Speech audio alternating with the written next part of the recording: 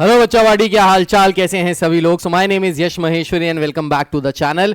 सो अब हम करने वाले हैं last unit prepare for from section A for physical education examination 2025 boards. So sports injuries and first aid, क्या ये सारी चीजें हैं, क्या क्या चीजें इसमें पढ़नी है और कैसे हमको प्रिपेयर करना है, आइए समझते हैं और आगे बढ़ते हैं। But before starting this class I would also like to tell you 1 अप्रैल से हमारे CUET के batches, IMU CET, merchant navy के बैचेस और engineering entrance examinations like MHT CET, JEE, VIT EEE, WB JEE and BITSAT की preparation हम लोग start करने वाले हैं माहेश्वरी क्लासेस एप्लीकेशन पे 1 अप्रैल से। So if you are interested to join any of these courses, link नीचे डिस्क्रिप्शन में दिया हुआ है, आप उसको चेकआउट कर सकते हैं। चलिए sports injuries and first aid के बारे में बात करते हैं। So what are sports injuries? So game खेलते समय, स्पोर्ट्स खेलते समय अगर आपको इंजरी हो जाती है, आपको चोट लग जाती है, उसी को हम लोग स्पोर्ट्स इंजरीज के टर्म में बोलते हैं। So sports related injuries are those injuries which are common in the field of games and sports during practice, training या competition. Any player can be injured. Perhaps there will not be any player who has not been injured during his sports career. तो भाई sports खेलते समय, practice करते समय, tournament खेलते समय injury होती ही होती है। ऐसा हो ही नहीं सकता कि इंजरी ना हो। अगर इंजरी नहीं हो रही है इसका मतलब आप सही से स्पोर्ट्स नहीं खेल रहे, आप अपना 100% नहीं दे रहे हैं। Indeed, it is natural to get injury. Through coaches, physical trainer and sports doctor have been making their best possible efforts to prevent injuries, but they have not got a complete success so far.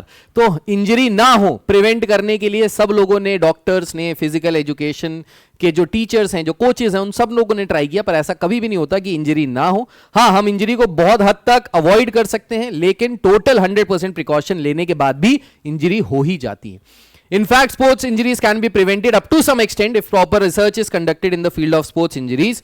During training competition, the proper protective equipments must be used. Such players who do not use protective equipments should not be allowed to take part in any competition.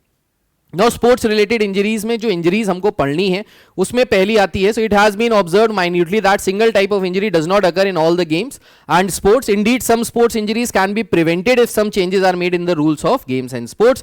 Various types of sports related injuries में सबसे पहली injury आती है soft tissue injury, bone injuries and joint injuries. Now, soft tissues injuries में क्या क्या आता है? So soft tissue injuries में आती हैं contusion, strain, sprain, abrasion and bruises. Now ये सारी चीजें क्या होती हैं इसके बारे में आपको समझना पड़ेगा, तभी आप कहानी लिख पाओगे, वरना नहीं लिख पाओगे। तो सबसे पहले बात करते हैं कंट्यूजन की। Now what is contusion? So contusion is a muscle injury, a direct hit और without any sports equipments can be the main cause of contusion. So contusion हो सकता है कि आपको डायरेक्टली हिट हो गया है, जैसे बॉक्सिंग में डायरेक्टली हिट हो गया, पड़ा मुक्का और आपके चोट लग गई, या फिर कभी कभी आपने प्रोटेक्टिव गियर्स नहीं पहने, उसकी वजह से भी आपको इंजरी हो सकती है। So contusion can also be due to minor accidents to the skin such as falling, bumping into something और बीइंग हिट और किक्ड। तो मुक्का पड़ गया, किसी चीज से जाके भिड़ गए या गिर गए, तो उस केस में आपको कंट्यूजन हो सकता है। So contusion is common in boxing, wrestling and kabaddi. In contusion blood vessels in the muscles are broken. So contusion में क्या होता है भाई, जो ब्लड वेसल्स होती है मसल्स में वो फट जाती हैं और ब्लीडिंग हो जाती है इंटरनल, और वही चेंज हो जाता है किसमें, ब्रूजेस में। ठीक है। The raised area of the contusion is the result of blood and fluid from the injured blood vessels into the tissue. तो जब आपकी blood vessels फट जाएंगी तो उससे जो blood निकला वो आपके tissues में ही रह जाएगा, muscles में ही रह जाएगा, और उसके चारों तरफ fluid भी आ जाता है जो उसको protection देने लगता है। As a result वहां पे आपको थोड़ी सी swelling दिखाई देगी और वहां पे आपको दर्द भी होगा और उसका धीरे धीरे कलर भी चेंज होने लगेगा। Right. Features at the site of confusion. Sometimes in such cases muscles fail to respond. In severe case muscle becomes completely inactive. Stiffness and swelling are common examples. तो ये होता है in case of contusion. ज्यादातर उन games में होता है जिसमें आप एक प्लेयर से दूसरे प्लेयर में इंटरेक्शन रहता है, कॉन्टैक्ट में आते हो, तभी ये कंट्यूजन होने के चांसेस ज्यादा रहते हैं। प्रिवेंशन कैसे कर सकते हैं कंट्यूजन का? सो प्रॉपर वार्म अप करना चाहिए खेलने से पहले, ट्रेनिंग से पहले, कंपटीशन से पहले, एंड सारी पार्ट्स ऑफ द बॉडी जो है उनका वार्म अप अच्छे से करना चाहिए। स्ट्रेचिंग एक्सरसाइज अच्छे से करनी चाहिए वार्म अप के दौरान। Conditioning should have been perform during the preparatory period. Conditioning और वार्म अप में क्या फर्क होता है ये मैं ऑलरेडी कवर कर चुका हूं, आपने वो वीडियो देख लिया होगा, नहीं देखा तो पहले देख लीजिए। The protective equipment should be used according to the requirement of the game. Sports equipments of good quality should be used.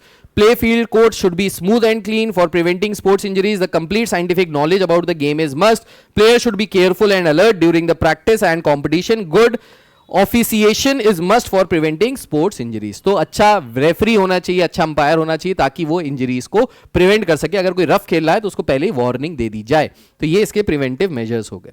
Strain के बारे में बात करते हैं. अब स्ट्रेन का मतलब क्या होता है? सो स्ट्रेन भी एक मसल इंजरी होती है. ये माइल्ड भी हो सकती है, सीवियर भी हो सकती है. कभी कभी पूरी की पूरी मसल रप्चर हो जाती है, टूट जाती है, फट जाती है बिकॉज ऑफ दिस इंजरी.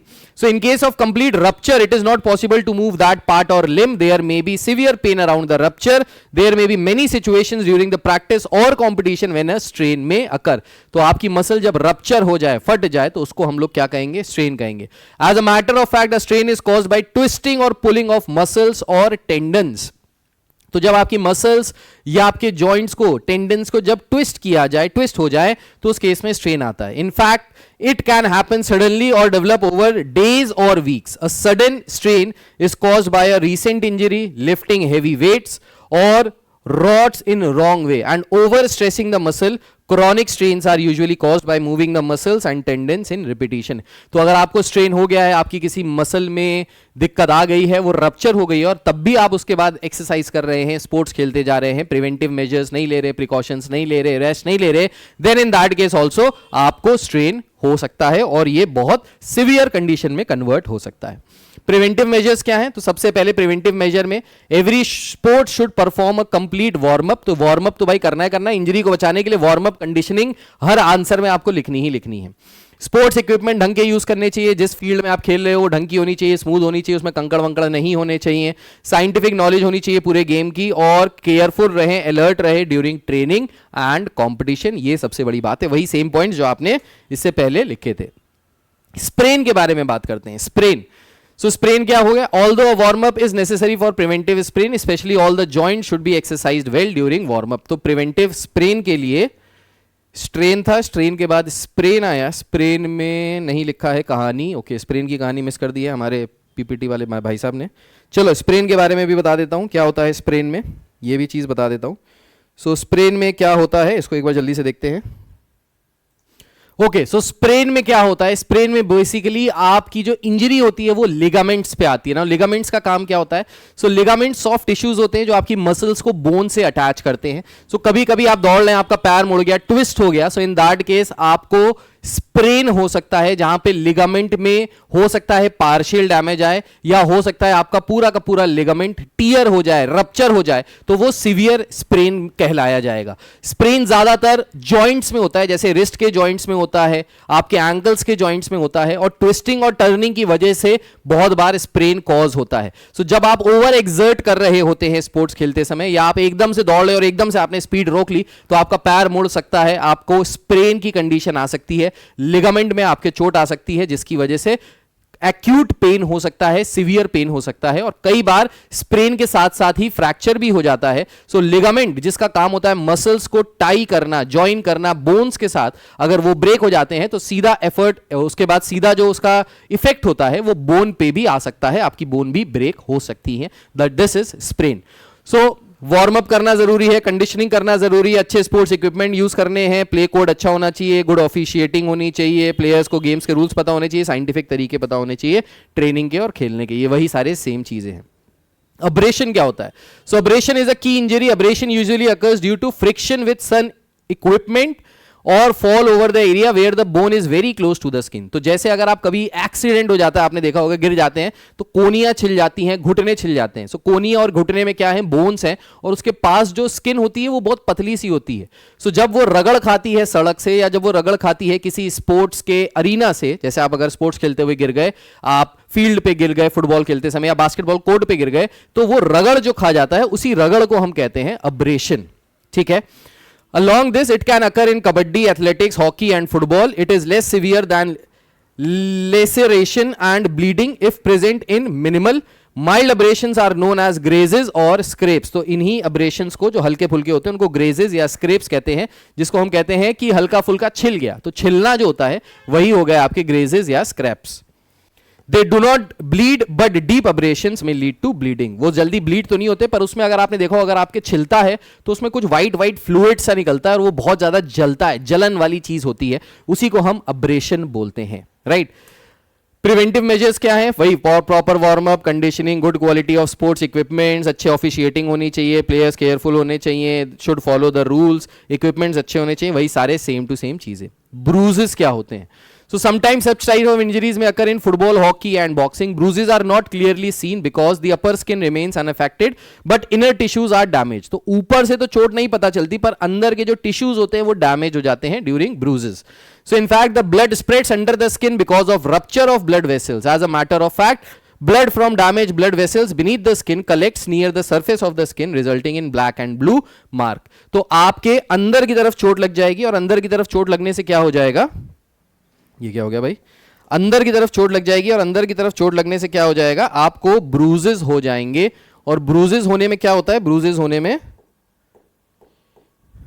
हाँ, अंदर की तरफ चोट लग जाएगी तो जो आपकी ब्लड वेसल्स हैं वो फट जाएंगी, आपके मसल्स आपके स्किन के पास वो जमा हुआ खून दिखाई देगा, जिससे आपको स्वेलिंग भी आ जाएगी और आपके जो चोट लगी होगी उसमें वो जो कलर है उसका वो चेंज हो जाएगा, कभी काला सा हो जाएगा, कभी पर्पल सा हो जाएगा, ब्लूइश सा हो जाएगा, ठीक। तो usually bruises occur to sports persons when they bump into some equipments और any equipment bumps into them. आप इक्विपमेंट से जाके भिड़ जाएं या इक्विपमेंट आपसे भिड़ जाए या आप अपने ओपोनेंट से भिड़ जाए तो ब्रूजेस होने के चांसेस होते हैं। Bruises can occur to athletes and weight lifters who work out rigorously, जो बहुत ज्यादा वर्कआउट करते हैं।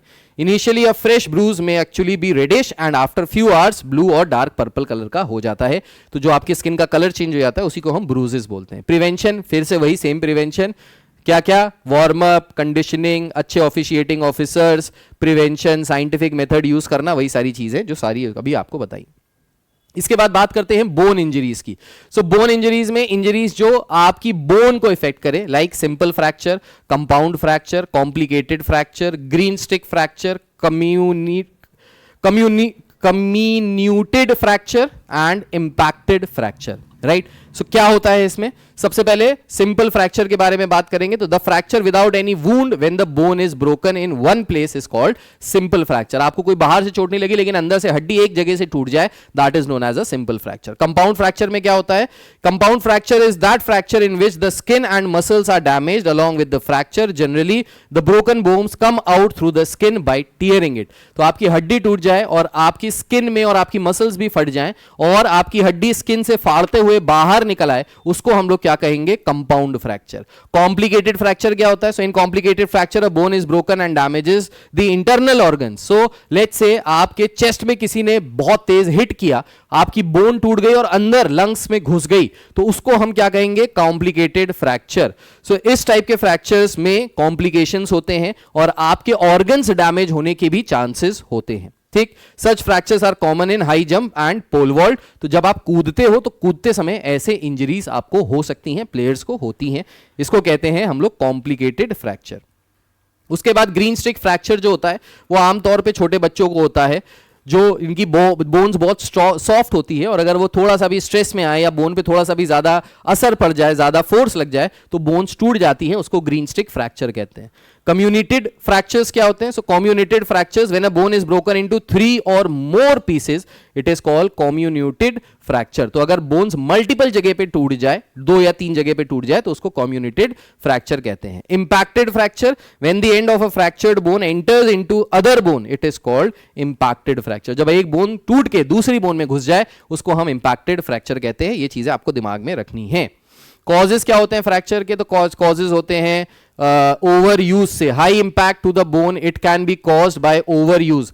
तो कभी कभी फ्रैक्चर बहुत ज्यादा हाई इंटेंसिटी से आप खेल रहे हैं, आप किसी चीज से भिड़ गए, आपको फ्रैक्चर हो सकता है। आप गिर गए, आपको फ्रैक्चर हो सकता है। आपके ओपोनेंट ने किक मारी, आपके पैर में लग गया, आपको फ्रैक्चर हो सकता है। या कभी कभी आपके जो टोज है, एंकल है, वो बेंड हो गया और बेंड हो गया पूरा वेट एक साथ बॉडी का आ गया, उससे भी फ्रैक्चर हो सकता है।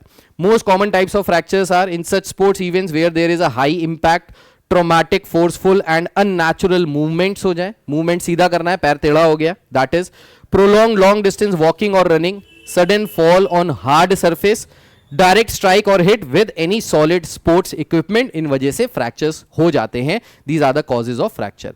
प्रिवेंशन क्या है? फिर से प्रिवेंशन में वही आ जाएगा, कंडीशनिंग कर लो, वार्म अप कर लो, अच्छी तरीके से खेलो. फटीग हो गया है, अगर आप थक गए हो, अगर आपकी बॉडी नहीं रेजिस्टेंस नहीं दे पा रही है तो आराम कर लो, ज्यादा अपने बॉडी को एक्सर्ट मत करो. गुड ऑफिशिएटिंग होनी चाहिए, वो भी अच्छा होता है. Player should be very careful and alert during the practice and competition. Sports equipment अच्छी क्वालिटी के यूज करो ताकि फ्रैक्चर ना हो, एक्सीडेंट्स ना हो. नाउ जॉइंट इंजरीज में एक और चीज आती है which is dislocation of joint. What is dislocation of joint? तो कभी कभी जॉइंट्स जो होते हैं वो अपनी जगह से हट जाते हैं, दैट इज डिसलोकेट हो जाते हैं. This is known as dislocation of joints. So dislocation of joints can occur in contact sports. Contact sports क्या होगा? जिसमें ओपोनेंट्स आमने सामने एक दूसरे को टच करते हैं, बॉडी एक दूसरे को टच करती है, जैसे बास्केटबॉल हो गया, फुटबॉल हो गया, हॉकी हो गया. These are all contact sports. Kabaddi, these are all contact sports. ठीक. And in sports that may involve fall such as downhill skiing, wrestling, gymnastics and volleyball, जहां पे गिर सकता है आदमी, गिरने के चांसेस है, वहां पे भी कभी कभी डिसलोकेशन हो जाता है बोन्स का. The players of basketball and football usually face the dislocation of joints in their fingers, hands by striking the ball, the ground or another player. A hard blow to a joint, a fall, a forceful throwing, lifting or hitting may cause dislocation. In fact, it is the dislocation of surfaces of bone. तो bones जो होती हैं वो जिस position पे होती हैं वहां से वो डिसलोकेट हो जाती हैं, हट जाती हैं, एंड ये डिसलोकेशन होता है. सो टाइप्स ऑफ डिसलोकेशन जो है वो है डिसलोकेशन ऑफ लोअर जॉ. नीचे वाला जो जॉ है आपका ये डिसलोकेट हो गया, आपको किसी ने पंच किया बॉक्सिंग में और आपका जो ये जॉ है ये अपनी पोजीशन से हट जाए, इसको कहते हैं dislocation of jaw. So generally occurs when the chin strikes to any object. It may also occur if mouth is opened excessively. ज्यादा मुंह खुला हुआ आप गिर गए तो भी आपका जो नीचे का जॉ है वो डिसलोकेट हो सकता है. Dislocation off shoulder joint. जो शोल्डर्स हैं ये भी डिसलोकेट कर सकते हैं, जिसको कहते हैं शोल्डर हट गया या लटक गया. ठीक. So dislocation of shoulder joint may occur due to sudden jerk or a fan on hard surface. The end of the humerus comes out from the socket. In fact, when your shoulder dislocates, a strong force such as a sudden blow to your shoulder pulls the bones in your shoulder out of the place. Extreme rotation of shoulder joint can pop the ball of the upper arm bone out of the shoulder socket, which is a part of shoulder blade, that is scapula. There can be partial dislocation or shoulder joint when upper arm bone is partially in and partially out of shoulder socket. तो यहाँ पे socket type के होते हैं जिसमें bones connected रहती हैं. अगर इस पे एकदम से impact हुआ, बहुत ज्यादा high impact हुआ, तो कभी कभी ये जो sockets होते हैं, इन sockets में से आपकी bone बाहर हो जाती है, partially भी बाहर हो सकती है, completely भी बाहर हो सकती है, और इसकी वजह से आपको shoulder dislocation होता है. Then hip joint dislocation. So hip में भी एक कैप टाइप की, एक बॉल टाइप की रहती है जिसमें आपकी जो बोन होती है, थाई बोन, वो उसमें कनेक्टेड रहती है, जिसमें वो रोटेट करती है आगे पीछे ऊपर नीचे. तो अगर इन केस अगर आप चल रहे हैं, आपके ऊपर हाई इंपैक्ट हुआ या आप गिर गए, तो इन दैट केस ऑल्सो जो आपकी हिप होती है, जिसको कूल्हे की हड्डी कहते हैं, वो टूट जाती है या डिसलोकेट हो जाती है. सो डिसलोकेट हो जाती है मतलब वो उस जो सॉकेट है उस सॉकेट से या तो पार्शियली बाहर आ जाएगी या पूरी तरीके से बाहर आ जाएगी. उसी को हम कहते हैं hip joint dislocation. Then dislocation wrist में भी हो सकता है. तो जहां जहां जॉइंट्स हैं वहां वहां डिसलोकेशन हो सकता है. रिस्ट भी हाई इंपैक्ट की वजह से, या किसी प्लेयर ने आपको स्ट्राइक किया, या आपने किसी इक्विपमेंट को स्ट्राइक किया, इक्विपमेंट ने आपको स्ट्राइक किया, उस केस में भी आपकी जो रिस्ट बोन है वो आपके डिसलोकेट हो सकती है, बाहर आ सकती है या पार्शियली डिसलोकेट हो सकती है. प्रिवेंटिव मेजर वही सेम है. सबसे पहले वार्म अप करो और उसके बाद कंडीशनिंग करो, स्ट्रेचिंग करो, अच्छे से स्ट्रेचिंग करो, अच्छे से रोटेशन करो, जॉइंट्स को ओपन अप करो. ठीक है. केयरफुल रहो खेलते समय, अच्छे इक्विपमेंट्स का यूज करो, ग्राउंड अच्छा होना चाहिए, अच्छे ऑफिशिएटिंग ऑफिसर्स होने चाहिए. प्रैक्टिस डिसकंटिन्यू कर दो अगर आप थक गए हो या फटीग हो गया है. ठीक. उसके बाद role of individuals in preventing sports related accidents. So individual का क्या रोल है स्पोर्ट्स रिलेटेड एक्सीडेंट होने? तो केयरफुल होके खेलो. सबसे पहले कोशिश करो कि दूसरों से दूर रहो, हिट मत करो, बॉडी टू बॉडी कांटेक्ट कम से कम होना चाहिए. साइंटिफिक टेक्निक्स का यूज करो, नई नई टेक्निक्स का यूज करो स्पोर्ट्स खेलने के लिए. अच्छा वार्म अप करो. ठीक है. खुद से अच्छे न्यूट्रिएंट्स लो, किसी चीज की, मिनरल्स की, विटामिन्स की कमी नहीं होनी चाहिए. जैसे विटामिन डी की अगर कमी होगी तो आपकी बोन्स जो है वो कैल्शियम डिपॉजिट नहीं कर पाएंगे, एंड एज अ रिजल्ट आपको फ्रैक्चर होने का ज्यादा खतरा रहेगा. तो न्यूट्रिएंट्स अच्छे से लो, अच्छे से डाइट रखो. ये सारी चीजें करके एक इंडिविजुअल भी रिड्यूस कर सकता है, प्रिवेंट कर सकता है स्पोर्ट्स इंजरीज को. ठीक. यही सारी चीजें लिखी हैं. अब an individual must have the knowledge of such factors which may cause accidents in sports. In fact, there are two types of causative factors. तो दो फैक्टर्स है जिसकी वजह से बहुत बार एक्सीडेंट्स होते हैं, और अगर ये दो फैक्टर्स के बारे में इंडिविजुअल को पता है तो डेफिनेटली वो इसको प्रिवेंट भी कर सकता है। तो सबसे पहला फैक्टर है इंट्रिंसिक फैक्टर और दूसरा फैक्टर है एक्सट्रिंसिक फैक्टर। इंट्रिंसिक फैक्टर में आता है these factors include age, gender, body size, history of previous accident, fitness, muscular strength, laxity of ligament, skill, psychological status and overall intelligence of sports person. तो आपको पता होना चाहिए कि आपकी बॉडी कहां तक आपको सपोर्ट कर सकती है।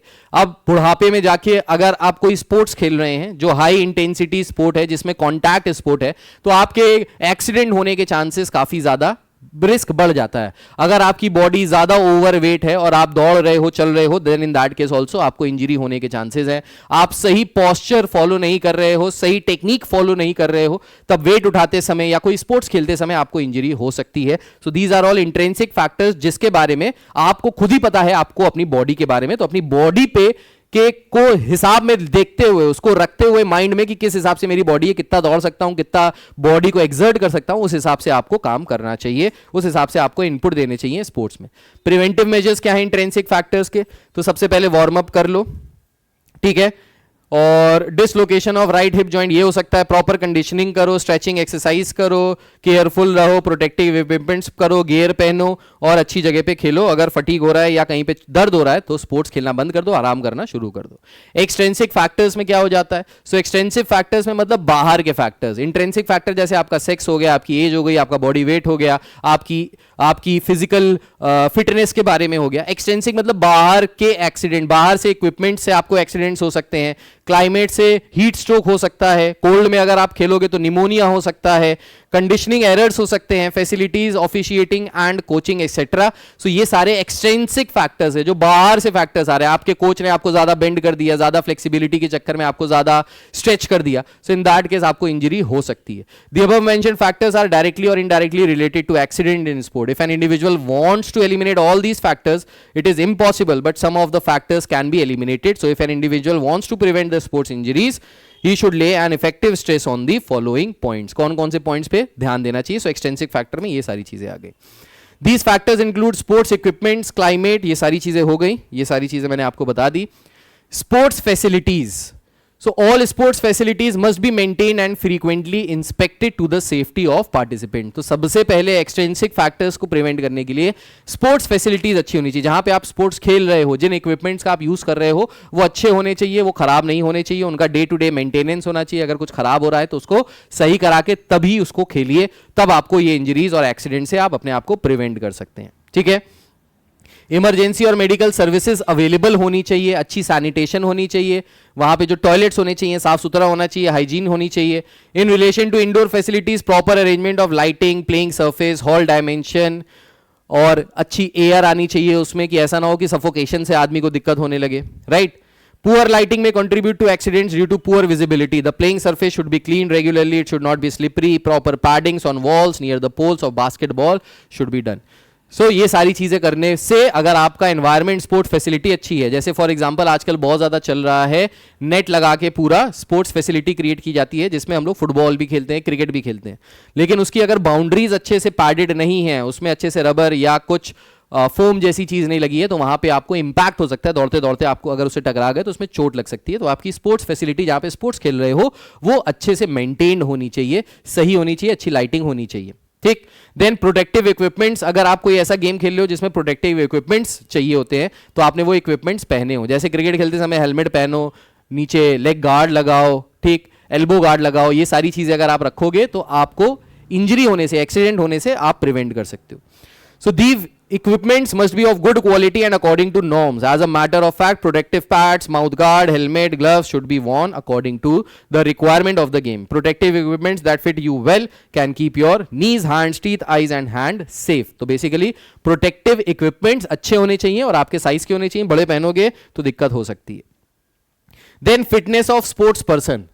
फिटनेस पे भी बहुत ज्यादा ध्यान देना है। An individual who wants to enter in the field of sports should be fit. For the purpose of fitness he should do general conditioning and sports specific conditioning at entry level. Today it is a well known fact that you do not play sports to get fit, you get fit by playing sports. So research studies conducted in this field show that fitness is helpful in preventing accidents in sports field. So definitely अगर आप clear हो अपने दिमाग से, आपने sports शुरू से खेला है, आपकी कंडीशनिंग अच्छी हो चुकी है, आपने सही से वार्म अप किया है, स्पेसिफिक वार्म अप्स किए हैं बिफोर प्लेइंग एनी गेम, तो आपकी फिटनेस अपने आप अच्छी हो जाएगी और इससे आपको इंजरी होने के चांसेस, एक्सीडेंट होने के चांसेस कम हो जाएंगे.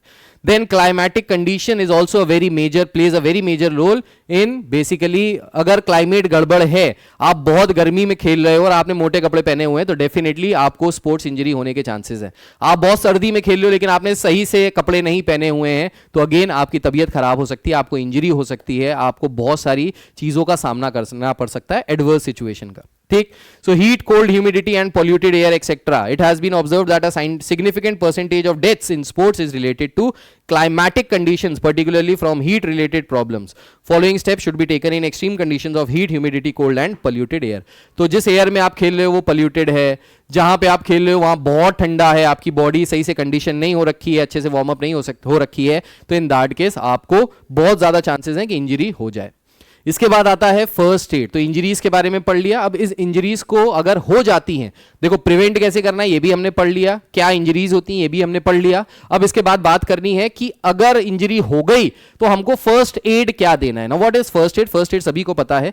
फर्स्ट एड का मतलब होता है कि अगर कोई दिक्कत आए, कोई परेशानी आए, आपको इंजरी हो जाए, आपका एक्सीडेंट हो जाए, तो पहली वो चीज जो आपके साथ हो जानी चाहिए ताकि आपका जो भी इफेक्टेड पार्ट है वो और ज्यादा इंजर ना हो जाए, या उसकी जो इंजरी हुई है उसको जल्दी से जल्दी रिकवर करने की कोशिश की जाए. तो जो फर्स्ट स्टेप होता है उसी को हम फर्स्ट एड बोलते हैं.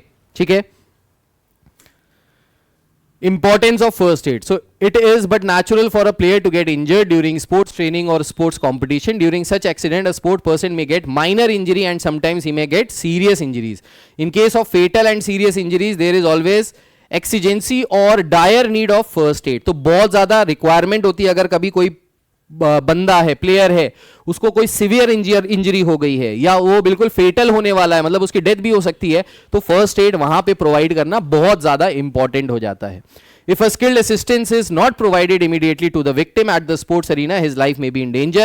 It is not necessary to have the facility of a doctor. तो डॉक्टर के होने की जरूरत नहीं है, लेकिन जो लोग हैं वहां पे, जो आपके असिस्टेंट हैं, अगर उनको सही से ट्रेनिंग नहीं मिली है, उनको फर्स्ट एड करना नहीं आता, तो आपकी छोटी सी चोट बड़ी चोट में कन्वर्ट हो सकती है, फेटल भी हो सकती है, जान भी जा सकती है. Hence, it becomes the prime duty of the physical education teacher to render immediate help to the affected or wounded sports person to preserve his life or prevent the aggravation of the injury or condition until the arrival of the proper medical help by the doctor. तो doctor के आने से पहले जो आप हैं वो आप अपने टीम मेंबर को भी फर्स्ट एड दे सकते हो. आपका जो फिजिकल एजुकेशन टीचर है, जो कोच है, वो भी आपको फर्स्ट एड देके आपको सेव कर सकता है फर्दर डिटोरिएशन से. It is usually seen in case of serious accident that people just gather around the injured person and remain standing as mute spectators. बहुत बार भी देखा होगा आपने, सड़क पे भी एक्सीडेंट्स होते हैं तो लोग बस चुपचाप आके खड़े हो जाते हैं चारों तरफ घेरा करके. वो ये नहीं कहते हैं कि भाई अगर पैर में चोट लगी है, बोन टूटी है, कि ब्लीडिंग हो रही है, कि क्या दिक्कत है, वो ये सब आइडेंटिफाई नहीं करते. बस खड़े होकर चुपचाप स्पेक्टेटर्स की तरह देखते रहते हैं, which is very wrong. First aid देना चाहिए. सो अगर कट हुआ है तो उस केस में आपका फर्स्ट एड क्या होना चाहिए, कैसे होना चाहिए. कट क्या होता है? So cut is an injury due to opening of the skin. Cuts may be minor as well as extensive and deep. Minor cuts are not dangerous, hence they can be treated easily at home, but extensive and deep cuts may be dangerous. They may require stitches to heal properly. Deep cuts may bleed heavily and may expose underlying tissue. तो cuts में basically आपकी skin जब open हो जाती है, blood निकलने लगता है, उसी को हम कट कहते हैं. सीवियर भी हो सकता है, माइनर भी हो सकता है, डिपेंडिंग अपॉन इंजरी कैसी हुई है, कट अलग अलग हो सकता है. लेकिन अगर कट सीवियर नहीं है तो आप घर पे भी उसको ट्रीट कर सकते हो. लेकिन अगर कट सीवियर है, ज्यादा हो गया है, तो इन दैट केस स्टिचिंग की भी जरूरत पड़ सकती है. फर्स्ट एड फॉर कट क्या होता है? Wash and dry your hand properly. सबसे पहले कट को छूने से पहले अपने हाथ अच्छे से धो लो. आपके हाथ में हो सकता है कोई इन्फेक्शन हो, जो इन्फेक्शन ब्लड में जा सकता है या उसकी चोट में, वुंड में जा सकता है. Clean the wound under running tap water, but don't use any antiseptic because it may damage the tissue and slow down healing. So antiseptic नहीं यूज करनी चाहिए कट्स में. पानी के नीचे अपना हाथ डाल के खड़े हो जाइए ताकि वो एरिया जो है वो साफ हो जाए, वहां से गंदगी निकल जाए. Dry the affected area with a clean cotton, और फिर उसके बाद उसको ड्राई कर दो ताकि वो सूख जाए, और फिर उसको ओपन करके रख दो ताकि वो अपने आप धीरे धीरे हील हो जाए. Now first aid for extensive and deep cut. अगर डीप कट हो गया है, गहरी कट हो गया है, तो क्या करें? So try to stop the blood by applying gentle pressure directly to the wound with your hand. So let's say आपके यहां पे कट हो गया, तो आप क्या करो? उसको कस के पकड़ लो, उसको कस के कंप्रेस करो ताकि खून निकलना बंद हो जाए, खून वहां पे क्लॉट होना शुरू हो जाए. Cover the wound with a sterile dressing मतलब एक ऐसी ड्रेसिंग जो स्टेरिलाइज्ड हो, जो मतलब जो बिल्कुल ऐसे ओपन ना हो, जो स्टेरिलाइज्ड हो। आपने स्टेरिलाइजेशन के बारे में कोविड में बहुत ज़्यादा चीज़ें समझी हैं, जैसे हम लोग खाने को अपने जो बाहर से ग्रोसरी आती थी उसको स्टेरिलाइज करते थे, उसके ऊपर वो डिसइंफेक्टेंट छिड़क के, तो वैसी आप कुछ एक ड्रेसिंग ले लो और उसको वुंड को उससे कवर कर दो। Don't remove the existing bleeding dressing if it becomes saturated with blood. तो अगर आपकी पट्टी आपने लगाई है या कॉटन आपने लगाई है वो पूरी की पूरी खून से सन जाती है तो उसको हटाओ नहीं, उसको रहने दो, वो क्लॉटिंग में हेल्प करेगी। Consult a doctor immediately because such wounds may require stitches and tetanus toxoid। तो टेटनस भी हो जाता है कभी कभी वुंड्स में, तो इसलिए टेटनस का इंजेक्शन लगाना और कभी कभी स्टिचेस करने की भी जरूरत पड़ सकती है। ग्रेजेस क्या होते हैं? So grazes are the wounds of childhood that are proudly shown off later in life. In fact, these are the most common skin injuries. While giving first aid, kids may feel a bit of stinging pain caused by damage to nerve endings in the skin। तो skin में वही छिल जाता है या कोई निशान पड़ जाता है, वही वो जो निशान जो आपके बचपन में चोट लगने से आ जाते हैं उसी को हम लोग ग्रेजेस कहते हैं। स्क्रेप्स के बारे में मैंने अभी आपको बताया था, तो वही चीज़ है। उसका फर्स्ट एड क्या होता है? सो सबसे पहले हैंड्स जो हैं आपके सबसे अच्छे से वॉश होने चाहिए, स्टेरिलाइज होने चाहिए। हैंड्स आपके डिसइंफेक्टेंट से या किसी चीज़ से आपने धोए हों, डेटॉल से या सैवलॉन से। Wash the injured area with soap and clean water. If the water is not properly clean then some antiseptic भी यूज़ कर लो ऊपर ऊपर लगाने के लिए। अगर वूंड अंदर तक चला गया तो एंटीसेप्टिक नहीं यूज़ करनी चाहिए, वो आपके वूंड के हीलिंग को डिले कर सकती है। लेकिन अगर ऊपर ऊपर से कट है तो उसमें आप ग्रेजेस हैं तो उसमें आप एंटीसेप्टिक लगाइए। If the dirt is not properly removed cover the wound with a clean non stick dressing and seek the help of qualified doctor. अगर वूंड सही से साफ नहीं है, उसमें गंदगी चिपकी हुई है, आप कहीं गिरे, ग्राउंड में गिरे और आपकी गंदगी भी चिपकी हुई है, तो उसको निकालने की कोशिश कीजिए, साफ करने की कोशिश कीजिए। अगर नहीं कर पा रहे तो एक अच्छे डॉक्टर के पास चले जाइए, वहां से उसकी हेल्प लीजिए। स्ट्रेन के केस में क्या हो सकता है? सो समटाइम्स अ जर्क और ओवर एक्सर्शन व्हाइल जंपिंग और running might cause a muscle injury which is called strain. Sometimes all the muscles of an organ are strained and get damaged. In such a condition, it becomes hard to move the affected part. The unbearable pain starts at the site of strain. तो कभी आपको muscle tear हो जाए, muscle आपकी rupture हो जाए, तो वहां पे आपको स्ट्रेन हो जाता है एंड एज अ रिजल्ट आपका जो वो पर्टिकुलर एक ऑर्गन है, बॉडी ऑर्गन, वो मूव नहीं कर पाते आप एंड इसकी वजह से बहुत पेन उठता है उस पर्टिकुलर लोकल साइट पे।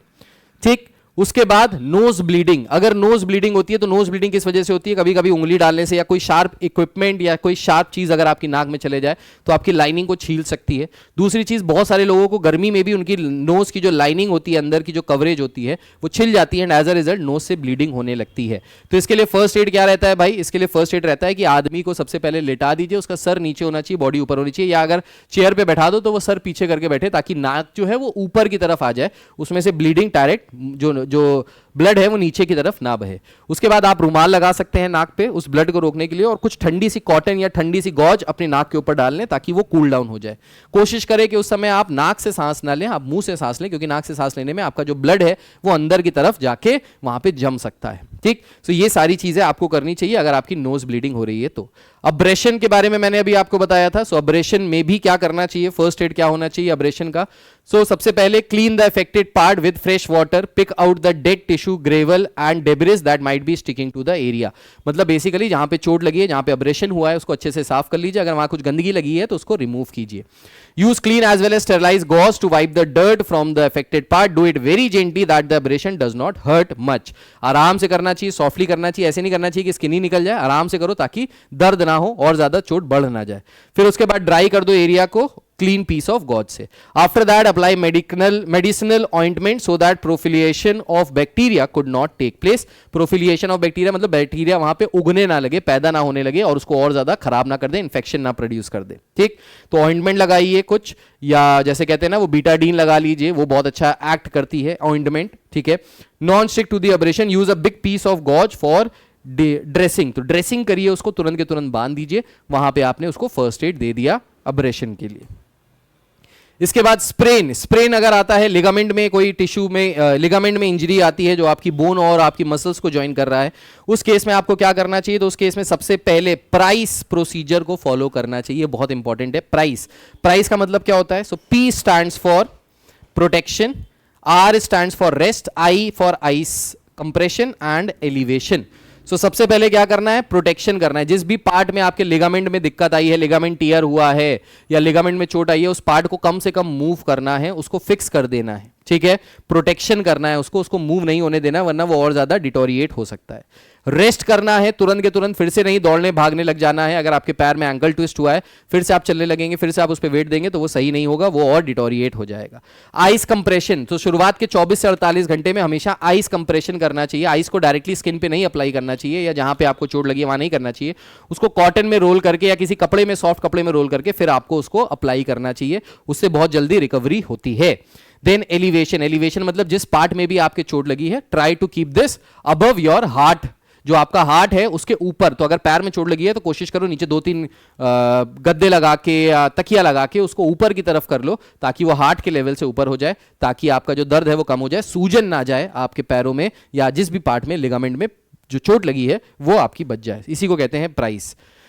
मसल क्रैम्प के केस में, मसल क्रैम्प क्या होता है? सो मसल क्रैम्प का मतलब होता है एकदम से आप दौड़ रहे हैं, आपकी बॉडी सही से वार्म अप नहीं है, तो जो कॉन्ट्रैक्शन और रिलैक्सेशन होता है मसल्स का वो सही से नहीं हुआ, और एकदम से कॉन्ट्रैक्शन और एकदम से रिलैक्सेशन हो गया, कुछ गड़बड़ हो गया, उस केस में आपको क्रैम्प्स आ जाते हैं, मसल आपकी सोर हो जाती है, बहुत दर्द होता है। So muscle pain cramps are painful spasms that happen during और immediate after physical activity. The muscle goes into hard contracted state and you can not relax it, बहुत हार्ड हो जाती है, रिलैक्स नहीं कर सकते।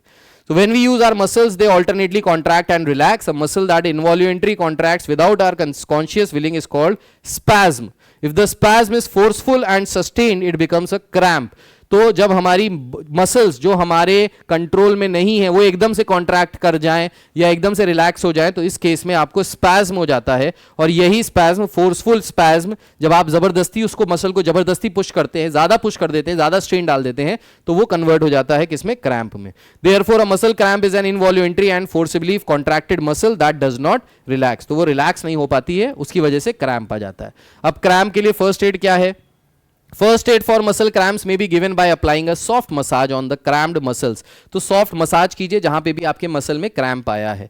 Stretching exercises improve superficial blood circulation and make muscles more flexible. Stretching exercise करने से जो ऊपर ऊपर की मसल्स हैं वो रिलैक्स हो जाती हैं और वहां पे ब्लड फ्लो आपका बढ़ जाता है।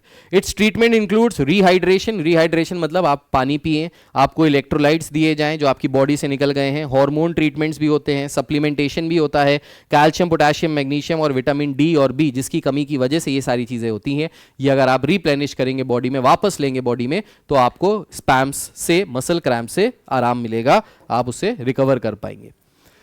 ब्लिस्टर्स में क्या होता है? ब्लिस्टर्स का मतलब होता है छाले पड़ जाते हैं, उसको कहते हैं ब्लिस्टर्स। अब ब्लिस्टर्स, गंदे जूते अगर आपने सही नहीं पहने हैं, आपके जूते छोटे हैं या आपके जूते सही साइज के नहीं है, तो आपको ब्लिस्टर्स हो सकते हैं, छाले पड़ सकते हैं पैरों में। बहुत बार आपने देखा होगा जब अगर कोई अच्छा शू आपने नहीं पहना है तो पीछे की तरफ फ्रिक्शन की वजह से बार बार वहां पे छाला पड़ जाता है, ब्लिस्टर्स हो जाते हैं, उसी को ब्लिस्टर्स कहते हैं। ठीक। So unbroken skin over blister provides a cover to bacteria and reduces the risk of getting infection. तो ये जो छाले होते हैं ये बेसिकली आपकी स्किन को प्रोटेक्ट करते हैं ताकि अंदर कोई बैक्टीरिया ना चला जाए और आपको ज्यादा इन्फेक्ट ना कर दे, इन्फेक्शन ना फैला दे। सो ये जो ब्लिस्टर्स होते हैं इनको पंचर नहीं करना चाहिए, उनको फोड़ नहीं देना चाहिए, उन छालों को ऐसी एज इट इज रहने देना चाहिए, क्योंकि वो और ज्यादा पेनफुल हो जाएंगे और उसके बाद आपको चलने में, उठने में, बैठने में दिक्कत होने लगेगी। फर्स्ट एड क्या होता है ब्लिस्टर्स का? So to elevate the blister related pain, drain the fluid while leaving the cover intact. तो जब भी आपकी कोई चोट लगी है उसके अंदर अगर फ्लूइड भरा हुआ है, ब्लिस्टर के अंदर क्या होता है, कुछ फ्लूइड सा होता है, ठीक है, drain the fluid while leaving the cover intact, मतलब आपको वो जो अंदर का फ्लूइड है उसको बाहर निकालना है, लेकिन उस ब्लिस्टर को फाड़ना नहीं, उसको पंचर नहीं करना है। कोशिश करनी है कि उसके ऊपर आइस लगा के या उसकी कुछ सिकाई करके उसके अंदर जो वो लिक्विड भरा हुआ है वो बाहर आ जाए, लेकिन आपका ब्लिस्टर फटना नहीं चाहिए, वो इंटैक्ट रहना चाहिए। फटेगा तो इन्फेक्शन होने के डर है। Owing to rubbing, blisters may be formed. अगर बार बार आप रब कर रहे हो किसी चीज को तो भी छाले पड़ सकते हैं। If a blister is not painful, let it be kept intact. अगर ब्लिस्टर्स पेनफुल नहीं है, छाले पेनफुल नहीं है, तो उसको रहने दीजिए, कोई दिक्कत वाली बात नहीं है। Unbroken skin over a blister provides a cover, ये सारी चीजें आपको बता दी हैं। ठीक। फर्स्ट एड क्या होता है ब्लिस्टर्स के लिए? So to elevate the blister related pain, drain the fluid, बता दिया। Wash your hands and the blister with soap and warm water, गर्म पानी से और सोप से अपने छालों को साफ कीजिए, क्लीन कीजिए। Clean the blister with a swab after application of iodine on it. So iodine लगाइए और उसको आराम से प्यार से साफ कीजिए। आयोडीन किसमें होता है? आयोडीन होता है वही जिसके बारे में अभी मैंने बताया था आपको, कौन सी? बीटाडीन, उसमें आयोडीन होता है, उसका सोल्यूशन भी आता है, लिक्विड फॉर्म में भी आती है और क्रीम ऑइंटमेंट के फॉर्म में भी आती है, उसको लगाइए, उससे आराम मिलेगा। Sterilize a clean needle by wiping it with rubbing iodine. So एक क्लीन नीडल लीजिए उसको स्टेरिलाइज कीजिए और उस नीडल से हल्का सा पंचर कीजिए और पंचर करके उसमें से जो भी फ्लूइड है उसको निकालिए। उस पंचर को बहुत मिनिमलिस्टिक सा रखिए ताकि धीरे धीरे वो सारा फ्लूइड निकल आए। आपकी वॉल जो ओपनिंग है, जो ब्लिस्टर्स हैं, वो ओपन भी मत हो जाए, इंटैक्ट रहें और आपके अंदर से उसके अंदर फ्लूइड भरा हुआ है वो धीरे धीरे निकल जाए। This is the first aid for blisters. Bruises के केस में आपको क्या करना है? सो ब्रूजेस के केस में आपको सबसे पहले आइस लगानी है अफेक्टेड एरिया में 24 से 28 आवर्स के लिए, और आइस डायरेक्टली स्किन पे मत लगा दीजिएगा, उसको कॉटन में रख के या कपड़े में रख के आइस लगाइए। उसके बाद रेस्ट दी अफेक्टेड एरिया, एलिवेट दी अफेक्टेड एरिया, ऊपर की तरफ एलिवेशन कर दीजिए ताकि वो हार्ट के लेवल से ऊपर हो जाए। Light pain killer may be taken for relieving pain, अगर हल्का फुल्का पेन है तो आप हल्का फुल्का लाइट पेन किलर्स भी ले सकते हैं। ठीक, फ्रैक्चर हो जाए तो क्या फर्स्ट एड करना चाहिए? सबसे पहले अगर फ्रैक्चर हो जाता है किसी भी बॉडी के किसी भी बोन में, तो सबसे पहले उसके मूवमेंट को रोकना चाहिए। सो मूवमेंट को सबसे पहले रोकना चाहिए। ठीक है, so never move any injured person और the affected part unless you think it is essential to prevent further injury, तो उसको मूव नहीं करना चाहिए, कम से कम मूवमेंट करना चाहिए। ठीक, if the victim is unconscious, it is not taking breath and does not have any signs of pulse, then administer CPR. तो अगर जो विक्टिम है, जो प्लेयर है, वो हिल ही नहीं रहा है, वो अनकॉन्शियस है, सांस नहीं ले पा रहा है, तो सीपीआर आपको शुरू करना चाहिए। सीपीआर का मतलब होता है कार्डियो पल्मोनरी रेस्क्यू रिसेक, क्या होता है भाई? Cardio pulmonary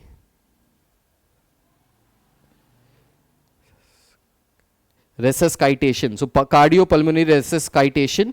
So in this method, alternate mouth to mouth breathing and chest compressions are performed for reviving the patient. So basically CPR दिया जाता है जिसमें चेस्ट को अच्छे से प्रेस किया जाता है, माउथ टू माउथ एयर दी जाती है ताकि वो बंदा जो है, जो सांस नहीं ले पा रहा है, जिसको ऑक्सीजन नहीं आ रही है, वो वापस रिवाइव कर पाए। That is known as CPR. ठीक, so if the victim or injured is in shock, make the victim lie on his her back and raise the legs by few inches. अगर पैर में चोट लगी है, पैर में फ्रैक्चर है, तो उसको रेस कर दीजिए। Avoid it if you think there is a fracture in the leg. Try to stop bleeding by applying pressure at the bleeding side with a clean piece of cloth. Cloth रखिए और उसको कस के press कर दीजिए ताकि खून आना बंद हो जाए, क्लॉटिंग शुरू हो जाए। Try to stabilize the fracture part by applying a splint to the fractured part. The splint can be made of wood, metal or plastic. सो चीजों को सीधा रखने के लिए, जैसे मान लीजिए अगर आपके एल्बो में लगा है, एल्बो टेढ़ा है, तो उसको सीधा रखने के लिए कोई आपने सपोर्ट लगा दिया। सपोर्ट में आप वुड लगा सकते हो, प्लास्टर बांध सकते हो, या कोई भी चीज जो कि उसको इमोबिलाइज कर दे, मूवमेंट उसका बंद कर दे, वो आपको वहां पे अप्लाई करना है ताकि जो चीज है वो वैसी की वैसी बनी रहे। जितना ज्यादा मूव करोगे उतनी ज्यादा दिक्कत करेगी, उतनी ज्यादा वो डिटोरिएट हो सकती है। आइस पैक्स लगाइए फ्रैक्चर्ड एरिया में स्वेलिंग को कम करने के लिए। ये भी आपके फर्स्ट एड ऑप्शंस हैं। कंट्यूजन अगर होता है तो उस केस में क्या करना होता है? सबसे पहले कोल्ड कंप्रेशन करना चाहिए। कोल्ड कंप्रेशन का मतलब है आइस लगाइए, डायरेक्टली फिर मत लगाइए, कॉटन या कॉटन के क्लोथ में लगा के आइस लगाइए। right? The application of ice or cold water should not be used for more than 40 minutes persistently. The cold compression should be performed 5 to 6 times daily. 40 minute से ज्यादा बर्फ मत लगा के बैठ जाइएगा वरना दिक्कत बढ़ जाएगी। 4 से 5 बार दिन में आप इसको रिपीट कर सकते हैं। 20-20 मिनट 30-30 मिनट के लिए मैक्सिमम 10-10 20-20 मिनट के लिए करिए। If there is more swelling at the site of contusion the anti inflammatory medicine is given. तो अगर वहां पे स्वेलिंग आ गई है तो एंटी इन्फ्लेमेटरी मेडिसिन भी आप दे सकते हैं। हल्दी is a very good anti inflammatory खाना, न्यूट्रिएंट। तो हल्दी का दूध इसीलिए पिलाया जाता है अगर आपको कंट्यूजन हो जाता है। If the swelling still persist consult the doctor for the purpose of rehabilitation. The flexibility exercises should be perform.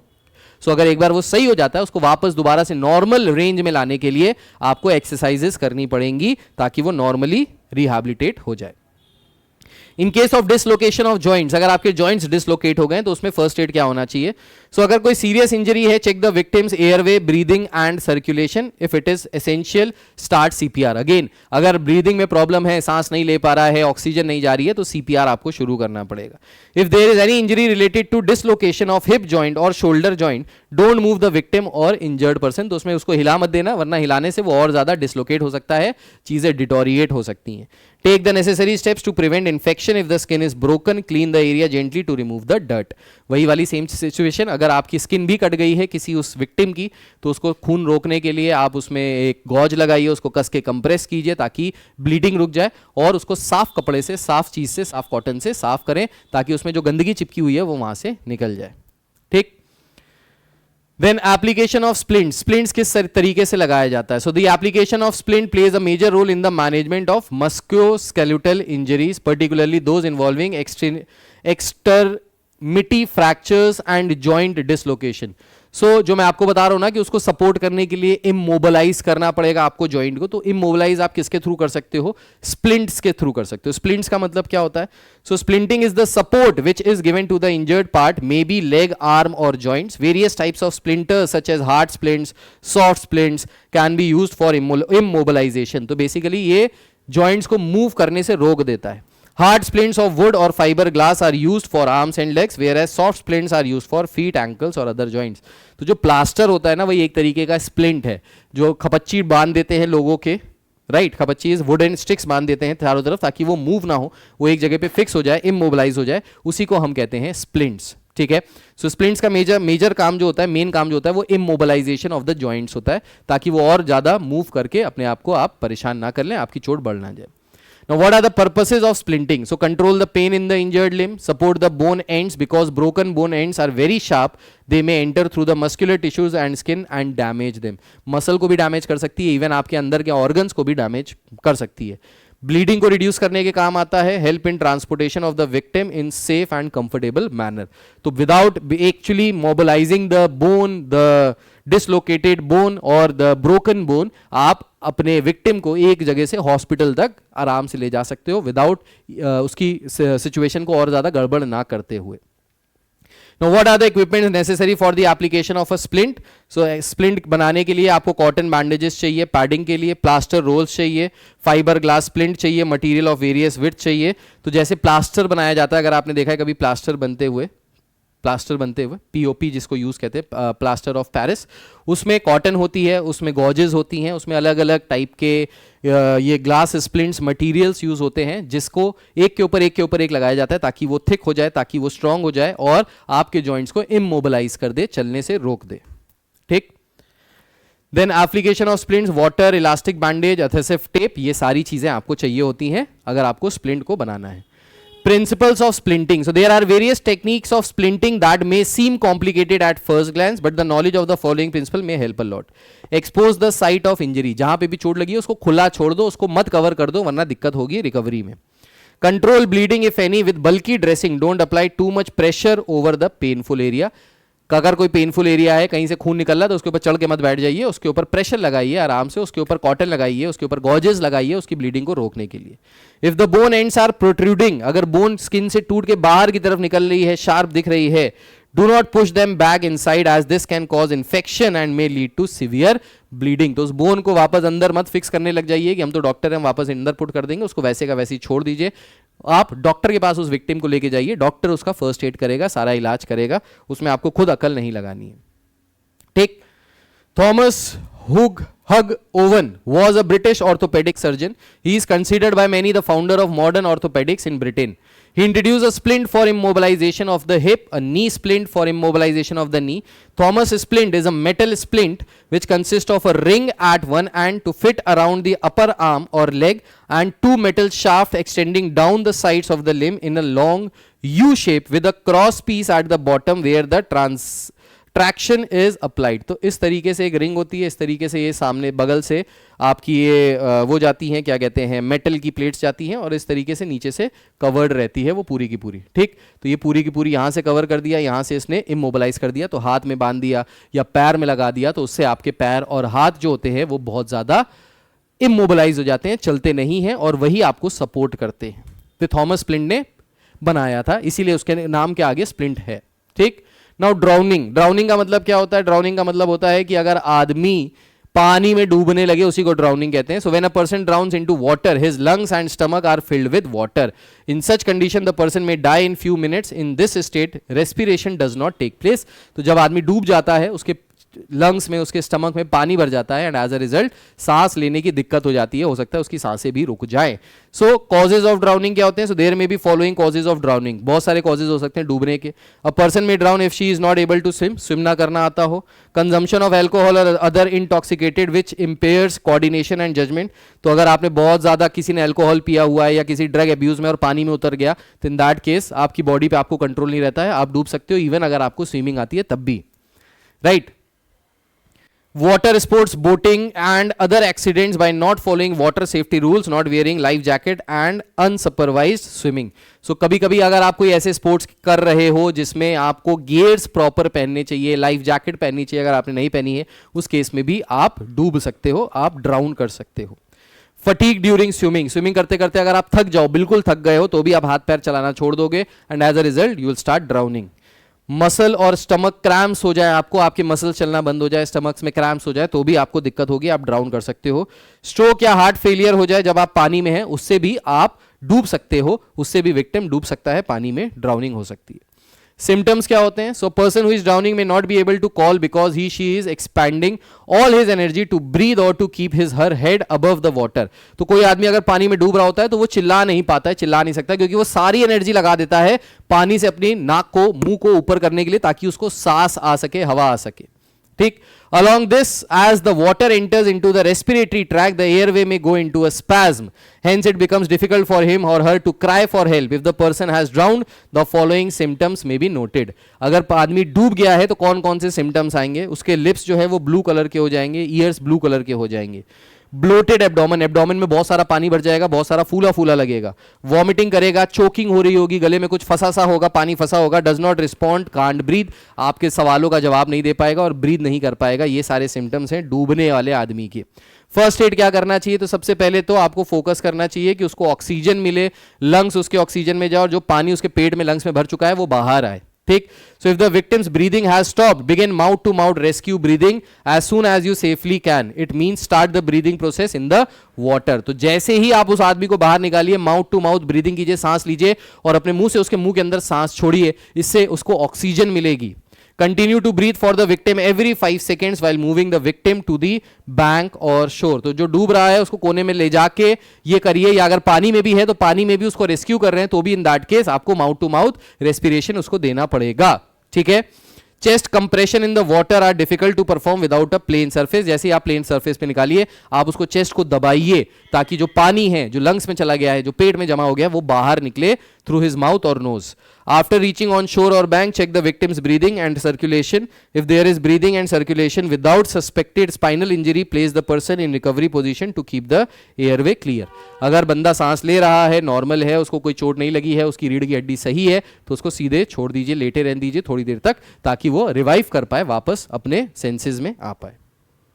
Then CPR की अगर बात करें तो CPR is an emergency cardiovascular life saving procedure. It consist of mouth to mouth respiration and chest compression. So mouth से mouth जब आप respiration दे रहे हो और चेस्ट को जब आप प्रेस कर रहे हैं रेगुलरली, उसी को हम CPR कहते हैं. दिस टेक्निक और procedure is helpful in case of cardiac arrest and in case of drowning. Person who is not breathing and responding, CPR देना काफी जरूरी होता है. CPR के ऊपर यूट्यूब पे बहुत सारे वीडियोस हैं. अगर आप डालेंगे CPR प्रोसीजर तो आपको यूट्यूब पे बहुत सारे बतेरो वीडियोस मिल जाएंगे जिसमें आप करके देख रहे होंगे किस तरीके से CPR दिया जाता है.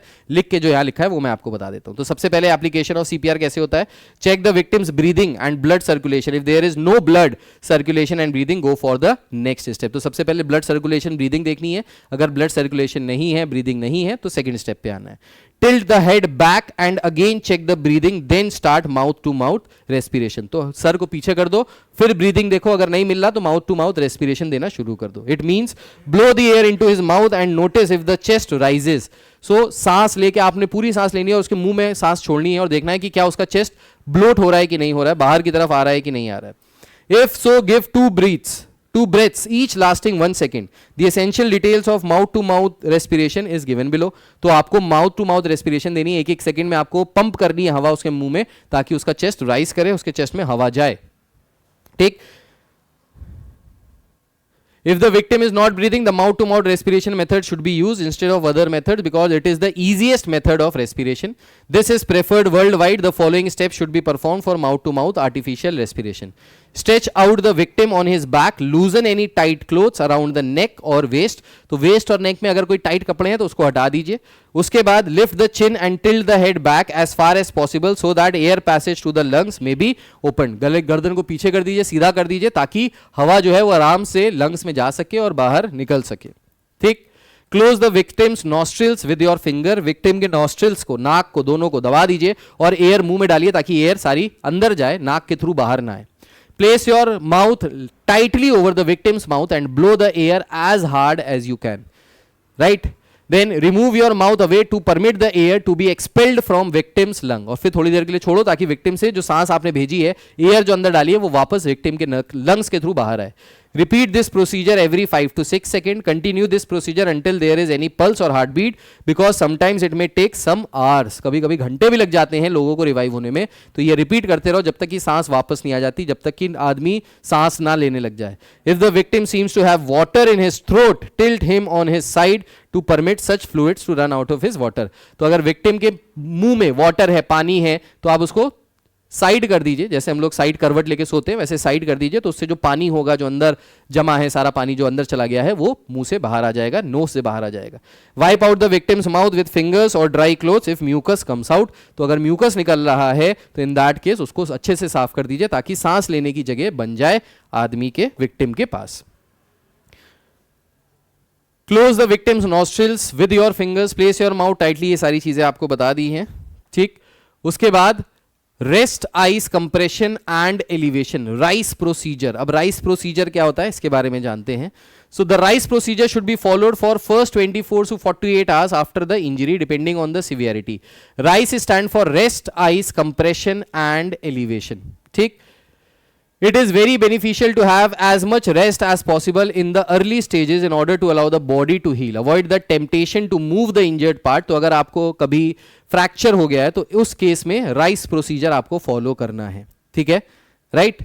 सो आइस का, सो सबसे पहले राइस का मतलब हो गया, आर का मतलब हो गया रेस्ट. आपको सबसे पहले रेस्ट देना है ताकि आपका जो पार्ट है जिसमें दिक्कत आ रही है, जो इंजर हो गया है, वो पार्ट और ज्यादा इंजर ना हो जाए, वो जो आपकी इंजरी है वो वर्सन ना हो जाए, इसलिए आपको उसको रेस्ट देना है. फिर ice should be applied directly on the site of the injury as soon as possible. It reduces bleeding and swelling by slowing down blood circulation. It also relaxes the injured area by reducing pain. Ice should be wrapped in a wet cloth to prevent skin burns. Ice should be applied for 5 minutes for a small area like the wrist and for 20 minutes for a large area at a time. Application of ice should be done 4 to 8 times a day. To avoid cold injury and frostbite, do not apply the ice for more than 20 minutes. When the ice is removed, the skin should look pale. On the other hand, if the skin is red, that means the ice has been applied far too long. तो skin से जब आप ice हटाओ, अगर आपकी skin red हो जा रही है, मतलब आपने ज्यादा देर तक आइस रख दी है, उस केस में आपको फ्रॉस्ट बाइट हो सकता है. उस पर्टिकुलर एरिया आपको ठंडा पड़ने से उसकी जो नर्व्स हैं वो और ज्यादा डैमेज हो सकती हैं. उतनी लंबी आइस नहीं रखनी है इस केस में. Compression. So compression of injured ankle, knee or wrist helps in reducing the swelling as well as bleeding. It is best applied using a firm pad over the site of injury with a strap around it to hold it in place.